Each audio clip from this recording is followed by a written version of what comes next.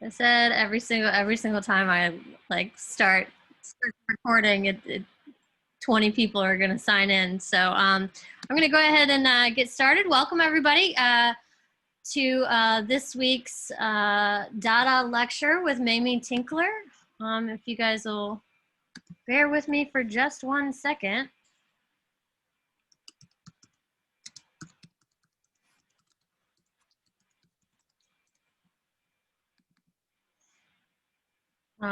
Again, as I always do, I want to remind everybody if you could please mute your mics until the question and answer portion of the talk, that would be absolutely fantastic.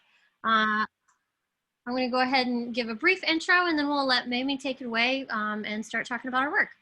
Mamie Tinkler lives and works in New York City. She graduated from Columbus University with a BA in 2000 and obtained an MFA from Hunter College in 2005. Tinkler's works have been exhibited at solo and group exhibitions, including the Suburban at Oak Park, Illinois, which was a solo show in 2015, The Good Earth at Kerry Schuss in New York in 2015, Days In at Mitchell-Innes Nash in New York in 2014, and Drawings, Photographs at Rachel Uffner Gallery in New York in 2011. Her work has been featured at the Armory Show in 2020 in the Presents section as part of a 2-person exhibition. And her first solo show with Ulterior Gallery in NYC opened in March 2020. And while the gallery was shuttered at the outset of COVID-19 stay-at-home orders, the work was viewable virtually and by appointment through May 31st of this year. Mamie is currently going to be giving this talk from a artist's studio in New York. We were just talking about how artists have to have day jobs too. So if everybody could just give a warm welcome to the wonderful Mamie Tinkler. Thank you, Emily. Hi everybody, and hi to the couple of familiar faces who have joined. It's fun to have old friends in the crowd, and thanks everybody else for joining. Nice to sort of not quite see you, but be speaking with you. So everything Emily said, obviously, thanks Emily for the intro. Thanks for doing the research. And yeah, so I'm gonna do have a slideshow that I'll share with you guys and talk a little bit about both my work, my process, and also a little bit about some of the exhibition situations that I've been in. So I'm gonna start screen sharing. Okay, wait, how do I do this? Screen share. Screen.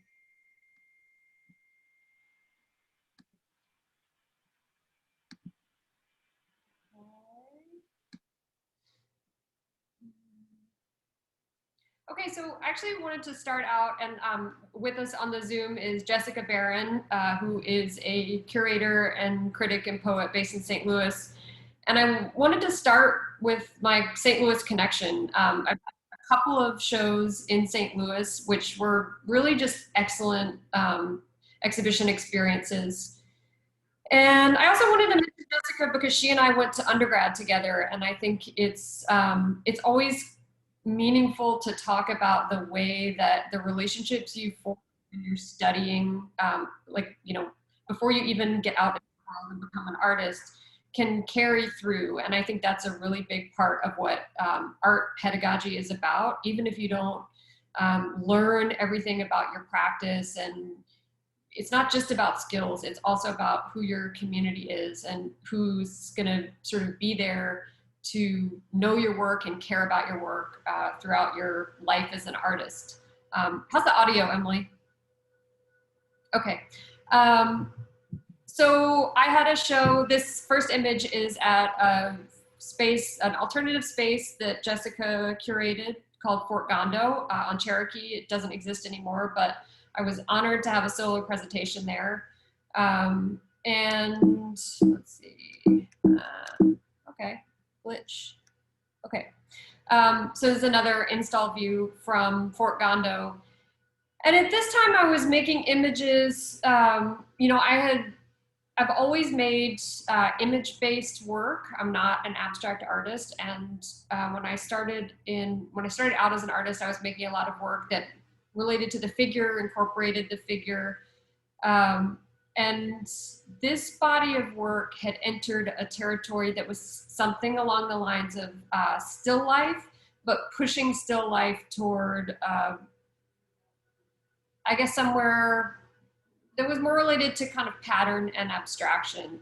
So I had, previous to this body of work, been making pretty realistic depictions of what I would say were mundane, everyday life scenarios that I would encounter. So one of those might be a flash of light on a wood grain floor, and I was making very detailed renderings of those moments. And as I entered this body of work, I started to isolate the more, maybe the more Baroque of those moments. This group of paintings it features glasses on a dish rack. So I would collect vintage glasses, and then there would just be these moments that I would encounter where there were strange light effects or a sort of overlapping of patterns or textures. I was using translucency, and I'll show a couple of, so this is a detail of one of those. I showed this one with Rachel Uffner. So, I mean, I was interested in the way, a couple of things, like one is the sort of effect of the light and the way that the pattern could kind of wrap around in space, and that this could be a very everyday moment, but that it could be rendered somehow like strange and almost like otherworldly, magical. So as I started to go further into this way of working, there's a close up.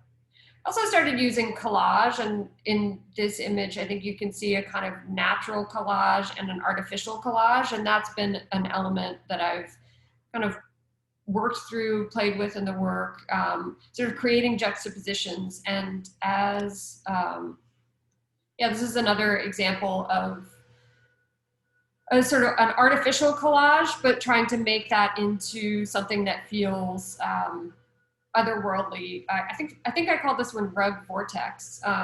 So I was using rugs and glasses because they were a way of talking about representation that had already been distilled by one order. So I think the rug pattern is interesting because in some way it's like somebody else's distilled representation of symbols, and then I'm depicting that. So it feels like a sort of nested play around representation. And I also continued to be interested in this way of using pattern, which is inherently flat, kind of in a three-dimensional way, like wrapped into space. And then I guess I should also say that these are all in watercolor or gouache. So that's kind of been my medium since, I guess, since graduate school. I was doing a little bit of oil painting in undergrad, but it never really felt like my medium. I studied with some pretty serious, like skillful painters, and I never quite got to the point where I could feel at home. And I think one of the struggles for me over the course of my painting practice has been getting comfortable with where my skills are and aren't, and realizing that sometimes like being able to really render something exactly the way it sort of should look is not always the way to make it a better painting. So a lot of images and a lot of the development in my work has to do with like approaching a photographic condition in my painting, and then also trying to pull away from it and having things feel really painterly and like they exist in the medium that they're meant to exist in. So I think some of that has to do with finding images or creating images, because I have a photographic practice, creating images that have a painterly affect. So this is another situation with 2 rugs. And, you know, in this time I would go into rug stores because I don't have a massive collection of rugs. So I'd go into ABC Carpet, which is a giant, like really fancy rug store. And I would like sneak around and photograph the rugs with my phone because I thought they were really beautiful. So this is another from that series where I was collaging together different kind of slices of rugs that I had photographed. This one was a challenge. I mean, I think this is one where I repainted it a few times in the upper right corner, and I think I switched the orientation. Like originally it was a horizontal, I made it a vertical. So yeah, it's funny. Some of them actually just sort of come out and feel like they're what they're meant to be. And then some of them are like months of struggle. So,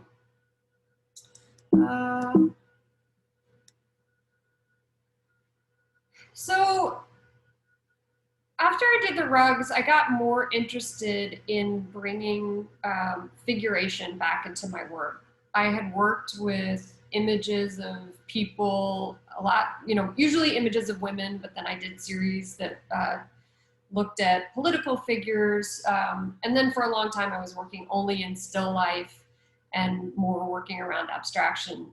So when I started to think about bringing the figure or the body back into my work, I started to do that almost by proxy, by bringing in sort of objects that read as bodily, and things that looked like skin or things that had kind of the shape or the scale of a head. So I think this piece engaged that in a couple of ways. I think the lettuce is a little bit of a head. And then I also think that the fabric, I found this gold velvet fabric, and every time I would set it up and photograph it, it felt like a really almost like borderline sexual image because of the way it makes like kind of natural crevices. So with this image, I was getting into those ideas around the body, but also the lettuce in this image is a ceramic lettuce platter. And that's sort of been a recurring theme for me, which is like rendering something that has already been rendered by somebody else. And it's like it's one level away from what I would call realism, because it's almost talking about somebody else's effort at realism at the same time that I'm making a realistic rendering. That's continues to be interesting for me.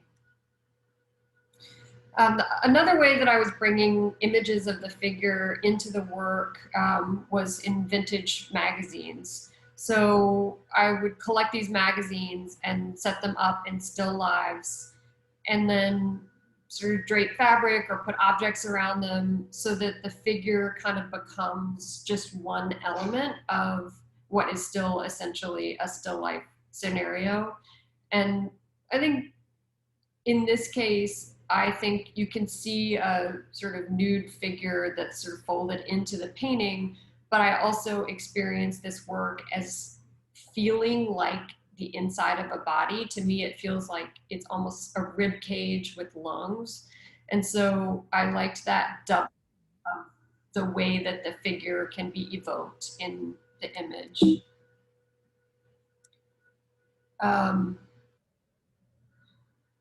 This figure, this ceramic bird figure, it was one of my favorites. Again, this one was really interesting to me because it was so obviously handmade. So the carvings on the ceramic bird, to me, read like somebody else's drawing. So again, each time I was rendering this, it felt like a conversation about both the object and that other maker's work. And I guess I sort of like the idea and continue to engage the idea of elevating and making special objects that are a little bit absurd and a little bit bordering on silly. So I think in this case, to me, this painting felt almost like a precious jewel box, like a very sort of elevated moment, but it's basically constructed of like items that are bordering on throwaway. So it's just a vintage ceramic parrot that I got at Salvation Army, and a cut glass ashtray, and then these old platters. So I wanted to also say that part of, as I have gotten further into this process of actually setting up still life to generate the images that I want to work with, I've come to understand my process better, and understanding it better means defining it more broadly. So I started to realize that, you know, almost every Saturday I was taking a walk and ending up at a thrift store. And I think looking for these objects that become then figures or characters in a still life is part of the process, and looking at fabrics is part of the process. So I think there is this, it isn't just making the paintings, it's a sort of like refining and understanding of what kinds of imagery I'm interested in making, and then assembling the tools to make that imagery. This was another piece I made with that figurine, and another piece that I made with a vintage magazine. And I think this piece and the next piece, which I'll show you, were sort of turning points for me. I was really interested in this piece in particular. I was interested, I mean, first of all, I think this one was sort of satisfying for me because of the way it's so over the top in some of its tropes. So using the rose with the sort of vintage pinup, with the puddle of blood, and then the very kind of dramatic lighting. I think this piece is really like a soft melodrama, and I think my work skirts those kinds of like borderline cliche scenarios, and I am constantly trying to push both into that and against it.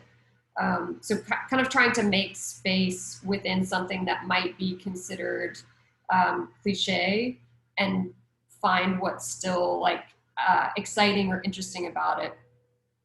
And in this piece, like it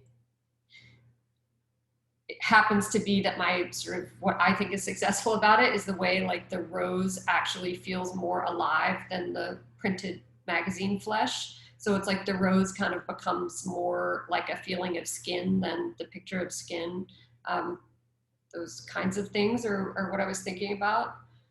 But I was also feeling like if I was going to be involved with making images of the figure, that I wasn't happy with using found imagery anymore. I felt that there was something about using a vintage magazine. It has like, it comes with its own set of connotations intact. And those connotations might have been things that I was interested in at one point. But it also had sort of a,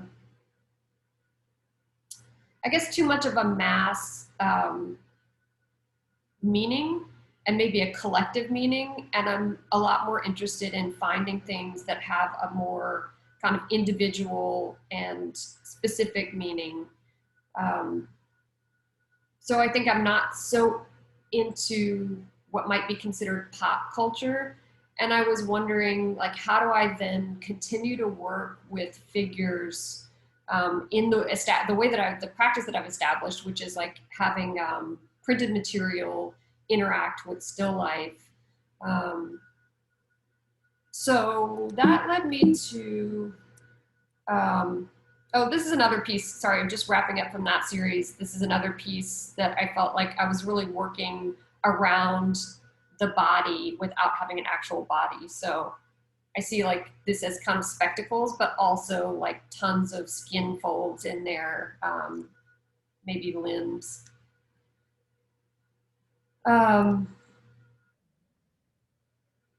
So I skipped around, but I just wanted to share some of the collecting process. So as I was, as I was ending that body of work, I was both like trying to collect new objects and figure out what kind of imagery I wanted to work with next, and also think about how to incorporate the figure in a way that felt like it was sort of from scratch in a way. So I had met a dancer through my day job, actually. She had been cast in a small part on a film that I was a part of making. And we had a great connection, and I thought her work was really interesting outside of the work that she did on the film that I was a part of. So, sorry, just checking the time. So I had asked her, and she had told me a little bit about the project that she was doing. She was doing a developing a one-woman show on the history of burlesque in America, and looking at it through a kind of like humorous, feminist, absurdist, kind of bizarre sexual angle. She's also an aerialist and a contortionist. So I thought it was really, it was interesting to think about working with somebody who already was distorting images of the body, because that's something that I was trying to do in my work, like get to something that felt like a human body, but that didn't have a kind of familiar, affect or a familiar pose. So this was a really a bit of a stretch for me and not exactly comfortable, but I asked her if I could visit a residency that she was doing. It was a rehearsal residency.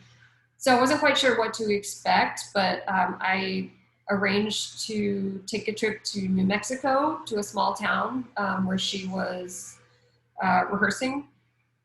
And let's see, so before I did that, I actually met with a friend who I used to share a studio with and asked him if he would give me like basic camera lessons, because I had been shooting still life in my studio and I never took any photography classes, and sort of taught myself what I needed to know to make the still life work that I was already making, which was all like dark on a tripod, like long exposures. I had never shot live. I had never shot movement. So I was like, wow, I actually need to know how to do this before I take a trip. And like, I don't want to waste this person's time, and I don't want to waste the opportunity. So I learned a little bit about photography, still need to learn more. But I had a kind of amazing time just being there with her, watching another artist practice. She tested out some of her one-person show, so I got to see some of the process of development. And I think what was interesting was that I didn't end up using a lot of the images from her actual project. Like, she was putting on costumes and using props and showing me her show. But, you know, she was also offering that she could just pose and I could shoot her. And so it ended up being like the conversation that we were having ended up being really valuable. And it was very valuable to me to see what she was doing, what she was interested in, even if it literally wasn't something that I used. So I thought that was a sort of, something that continues to be meaningful, that I did it, even though it was a little bit of a reach for me at that time. Another image of her aerial work. So with these images and then some of the new objects that I started to collect, I started to make photographs for a next body of work. And around this time, I had the offer from Ulterior Gallery to be part of 2 projects in March of this year. One was at the Armory Show, which was the first week of March, and then one was a solo show that would open about a week later. So these are the photographs that I take. These didn't all end up as paintings, but the process is pretty organic. I'll just gather objects together that I think would look interesting together, use fabric backdrops, and you know, these are different.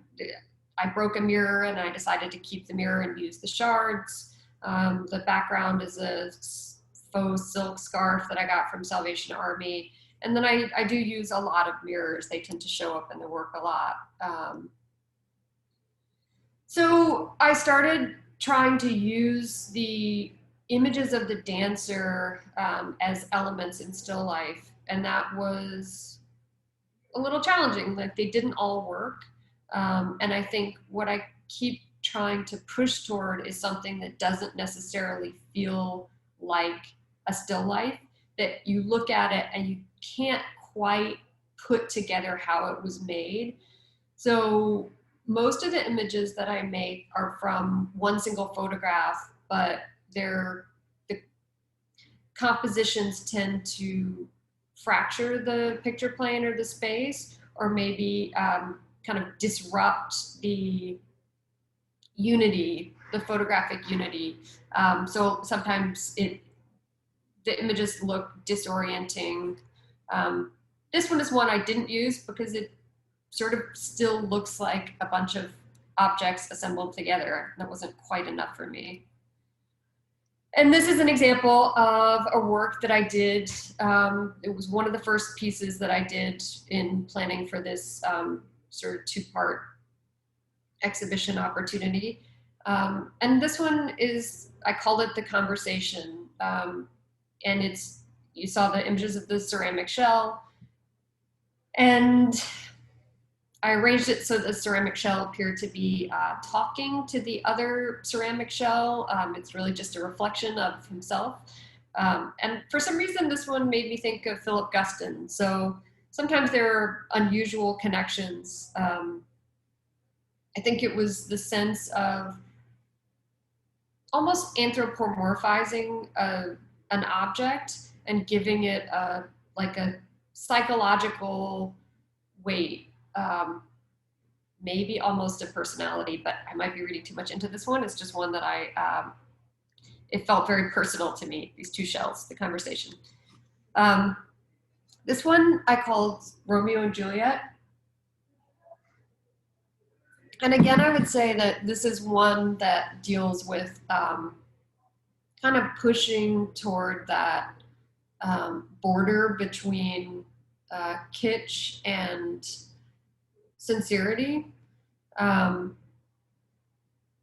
think the title, eventually I was giving these really kind of mundane titles. I initially called this one like Rose with Mirror or something.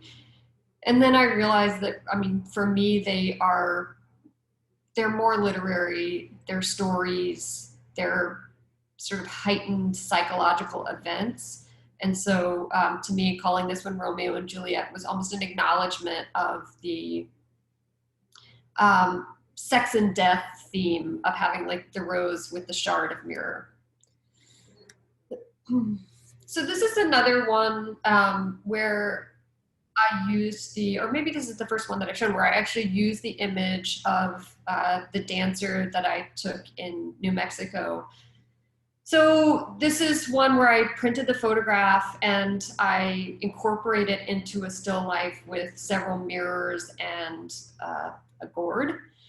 And I called this one The Aerialist. And I really liked the idea that you have to sort of really train your eyes to see the figure in it, and the figure isn't forefronted necessarily, and it's almost the relationship between figure and ground is inverted, because in this case the figure is the ground.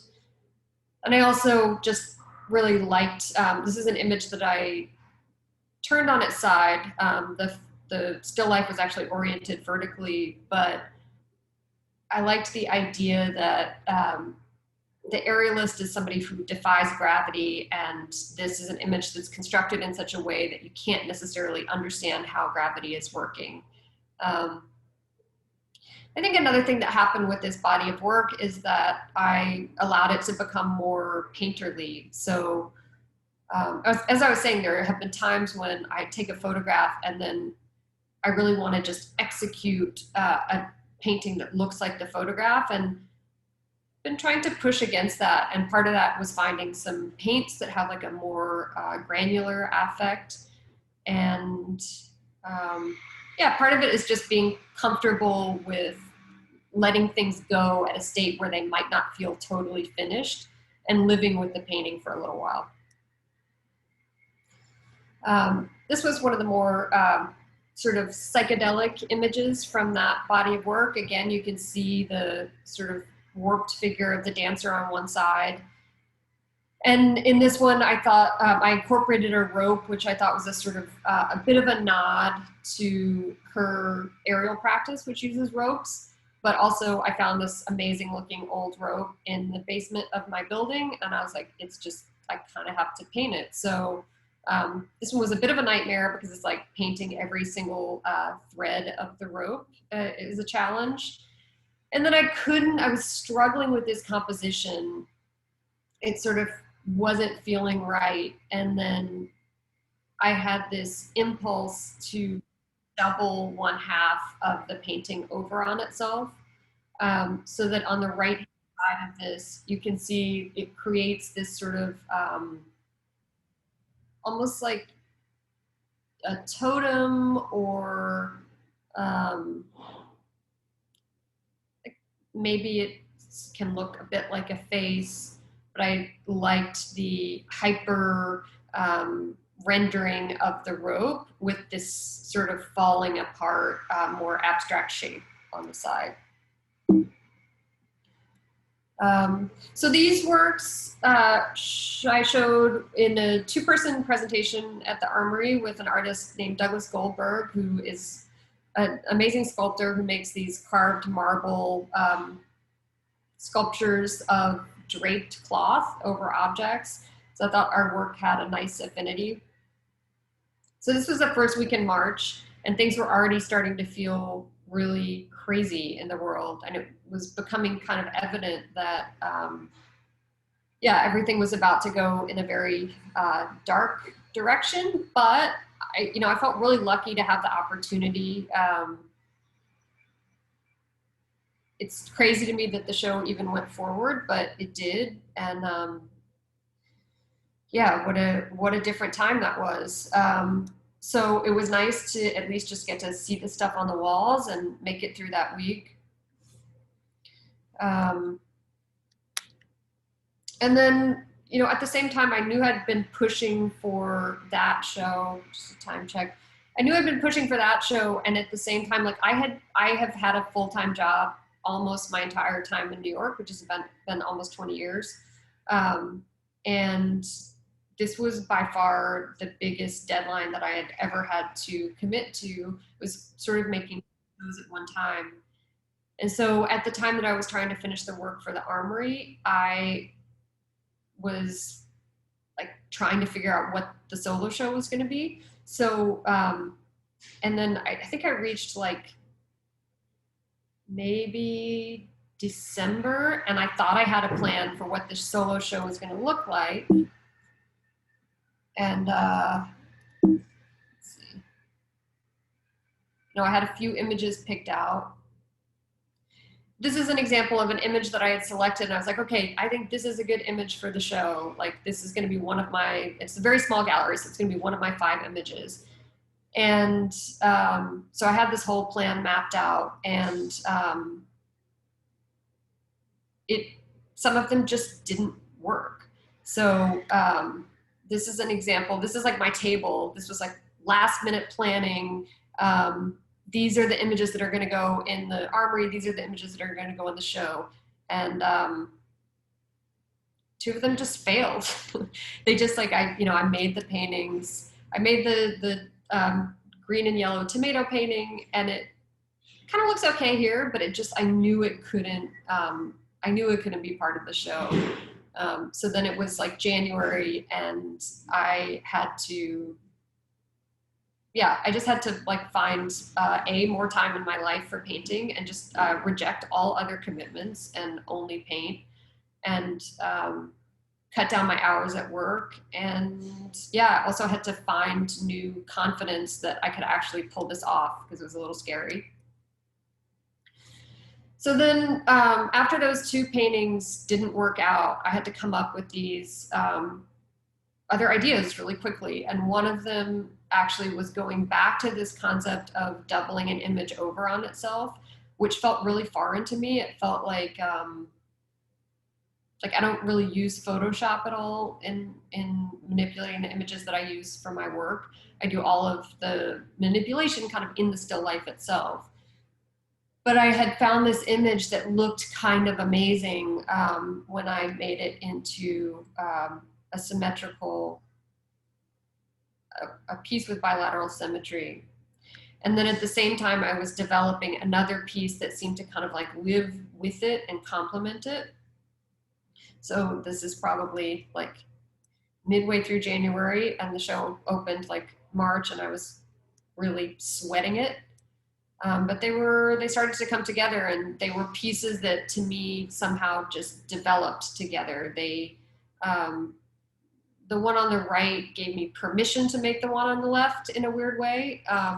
And I don't know what that means, but I do know that sometimes we think about making a work and we say, I can't do that, that's a dumb idea, or I can't do that, that's not the kind of work I make, or I can't do that, somebody else has already done it. And then sometimes it's just like, you have to just be like, well, whatever, it looks good to me right now, I have to make it. And so that's sort of where I ended up.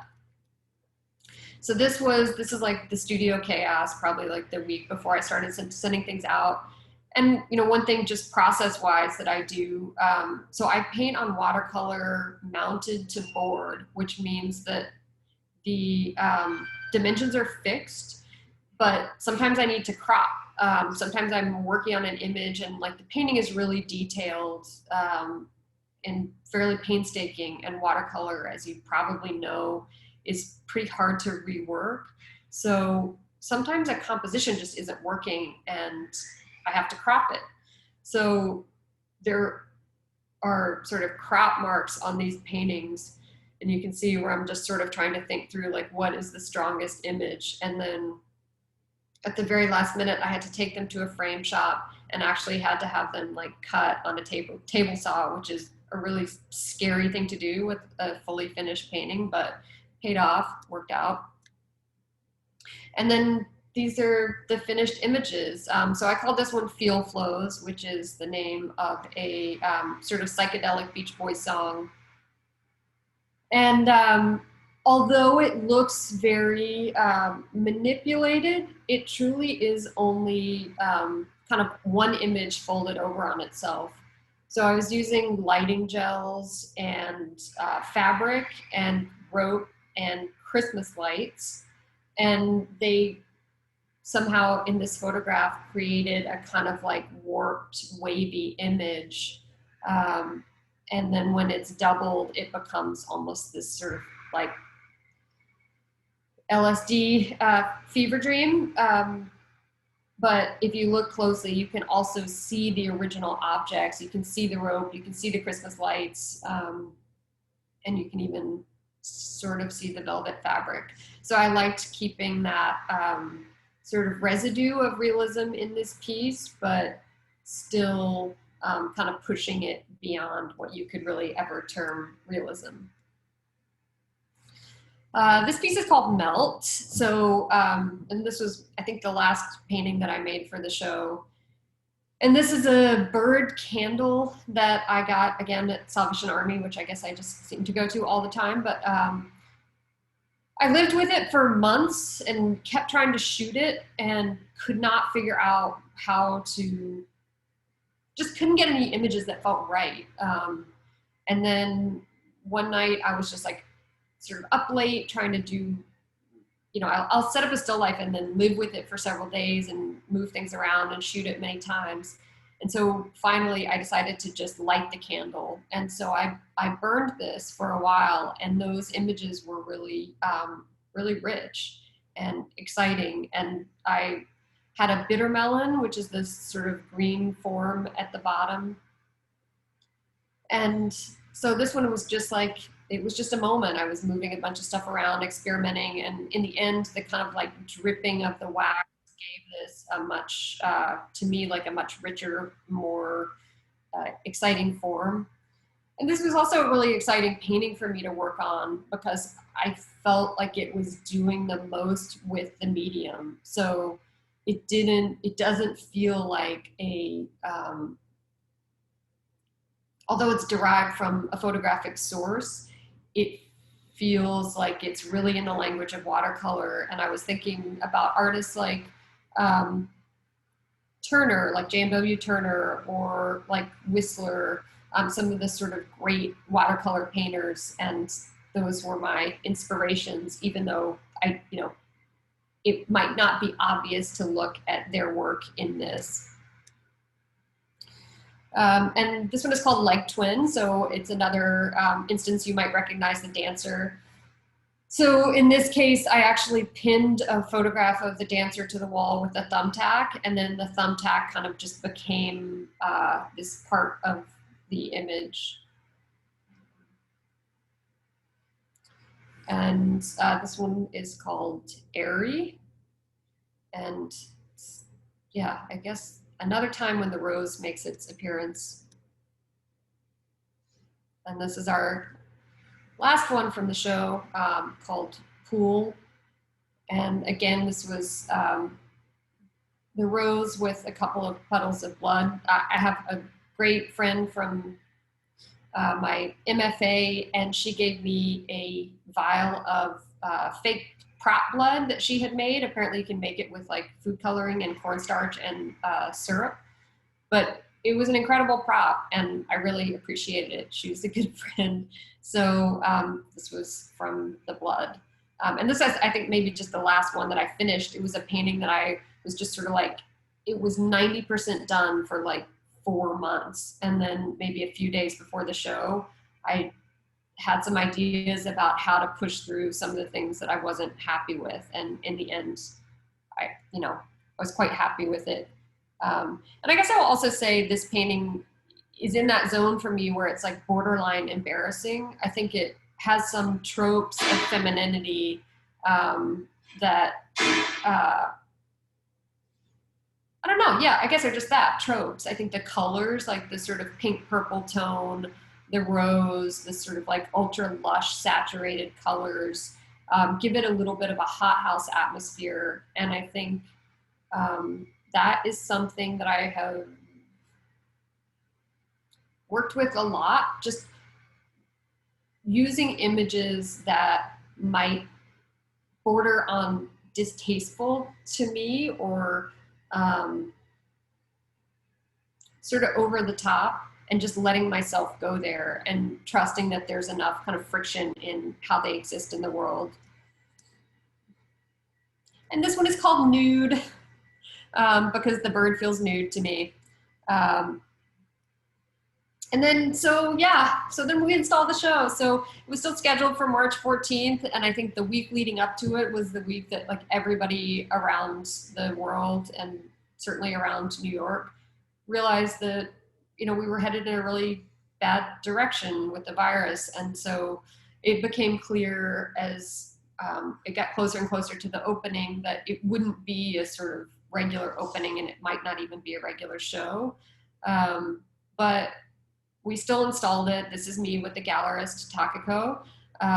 And it was really rewarding to see these on the walls. And as much as I felt like sort of fear and sadness, it was also a really joyful moment just to get them in the gallery and put the show up. And yep, this is the show installed. So it opened on the 14th. I had a few friends that were able to come to the opening, and the next week it sort of closed. But I will say that there was a little bit of press around it. I got to do an interview with Jessica Barron back from Fort Gondo days. We did a talk together for artforum.com. And so some things like that might not have happened without the shutdowns. And even if they had, there was like a different sort of, it was a really different experience. So I can't, I still feel like having the show was really rewarding. It was just very unusual. Um, so that's my talk. I think that's my last slide. So should Awesome. Thank you, Mamie.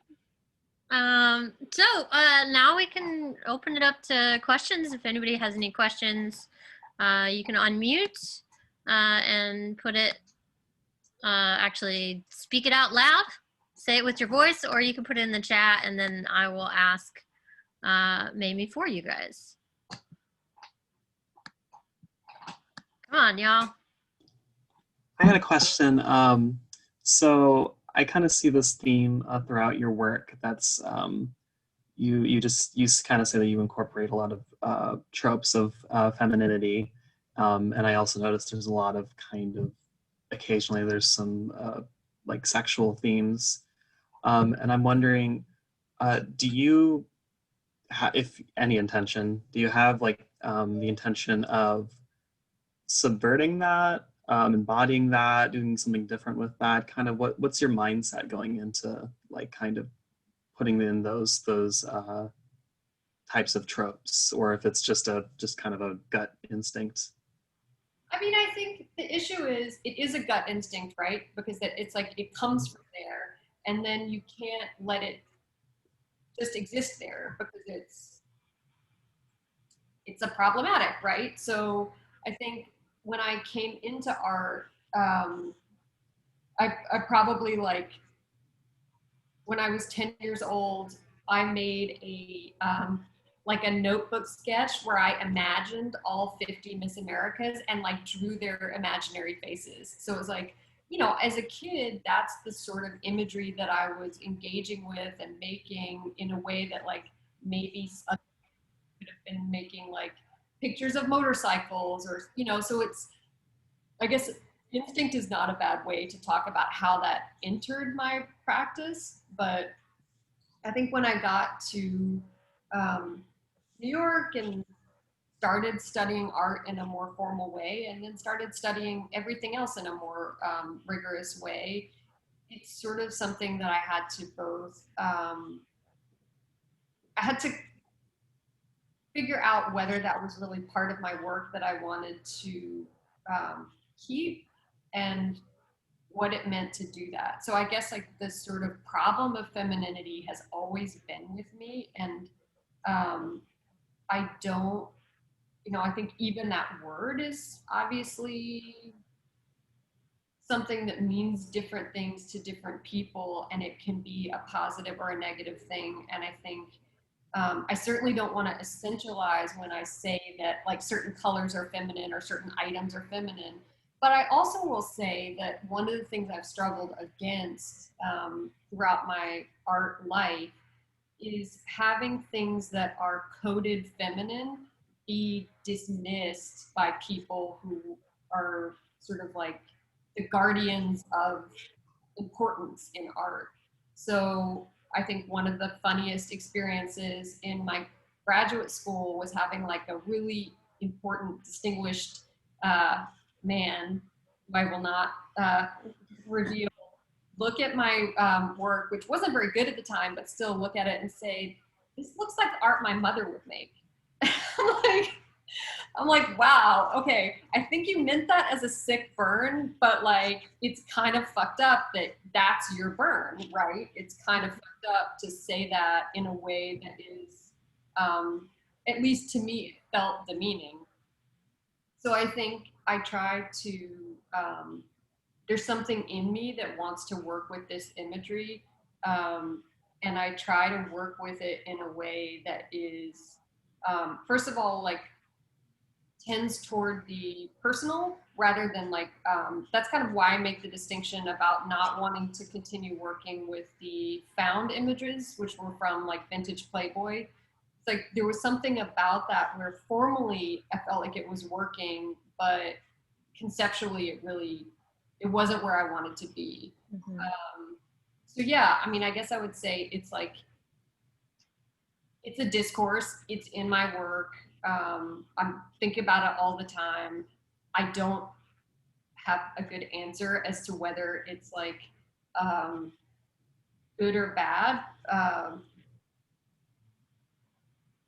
Yeah, I think it's just something that's like, if you're working with imagery that has a certain like cultural connotation, it's not inherently negative or positive. It's just something to be aware of and kind of like not do things without like questioning them a little bit. Is it just, it's like it's just you or something? Hmm? Like that's just, is it like just that's a part of you, like just as a person, or? It's a part of me as a person, and it's a part of culture that I'm kind of interested in. And like, I think it's a really complicated question. Like, why are we attracted to the things that we're attracted to? And what does it mean if we're attracted to something, but also think it's like sort of repulsive or problematic? And so some artists actually go really deep into the sort of repulsive, problematic end of things, because it's like they're interested in the kind of shock or the push against convention. And I'm probably a little bit more just trying to evoke a more reflective frame of mind, so that if you look at something, you're not like, oh, that's a picture of like a hot woman, I know what that is, and then you like register it and move on. I'm trying to create a space where you kind of don't understand what you're looking at, and you can't necessarily code it exactly to like an identifiable part of culture. So yeah, I mean, I guess I'm trying to create this attraction repulsion space, and to say like, I'm attracted to these cheesy things, or I'm attracted to these like sexual images, but not like, not celebrating them without some self-reflection, if that makes sense. Yeah, it does. I actually like that. That's very unique, I think. I don't know a lot of people who approach their work that way, so I just really like that. Yeah. Yeah, I like that you said that there was a piece that you were almost too embarrassed to show. It's pink. Pink is so embarrassing. It's so no, because I make stuff like that, and I'm constantly like, oh no, like we've gone into the realm of sad girl territory, and like, No, I mean, I think it's, and I don't want anybody to be able to look at my work and put it in that category. Um, so I think it is about like being aware of what your work is giving off and how it reads, and then being able to kind of like manipulate that. Because I think, when I was making the art that the guy said, oh, this looks like art my mother would make, it was a weird thing to hear, but in a way it's been incredibly valuable, because it's like the work was both doing exactly what he said it was doing, and also not doing exactly what I wanted it to do. But it was also like revealing just as much about him and what he brought to that conversation as it was about my work. I don't know. Yeah. yeah, I think there's something radical in having somebody tell you that, and then that's the deciding moment where you're just like, yeah, I am gonna do that, but I'm gonna lean into it just like even further. I never realized you were such a collector. Yeah, I don't think I did either until it became clear that the specificity of the objects was pretty important. So I think there are certain things, like a conversation that I had with a colleague that has become really important to me over the years is when he came to my studio and was like, you are not a pop artist. Like, you make images of mass produced items, but they're not pop. And I never thought about that distinction. I certainly look at pop artists, but I think, you don't see brands in my work, and you don't see like truly sort of commercial objects. So I think there's something about that relationship to an object that we have that's almost like talismanic, or something that we look at every day that is like has a sort of particular resonance with us. Something that somebody made by hand or something that they bought specifically to display. And that's a little different. And I think, yeah, so I think collecting is a big part of it. Just having a palette to work with. Yeah. So we've got one question in the chat. What brought you to, you mentioned that mirrors are often featured in your work. What brought you to incorporate those objects? Or was it just because you kept the shards of a mirror that was broken? No, I mean, mirrors are definitely in the work. It's not just the shards. Like, a lot of the work is constructed with mirrors. And I think one reason I ended up there, in one of the earlier works that I showed, I talked about how I was using collage. And so I was joining two images together. And in a way, that was a sort of tool towards abstraction, right? It was like breaking up the picture plane, making a painting that was constructed of realistic images, but that didn't have like a kind of holistically naturalist picture plane. And then I started feeling like the collage felt too arbitrary to me. So it was still a tool that I wanted, but I wasn't very happy with how I was executing it. And so to me, the mirrors were a way to kind of like fracture space within one composition. And so it's like an abstraction tool. And I have to kind of force myself sometimes, find tricks to sort of abstract things when my natural tendency is toward realism. And I think that's probably where the mirrors come in. I kind of like it. It's like doing all of the practical effects in front of the camera, Yeah.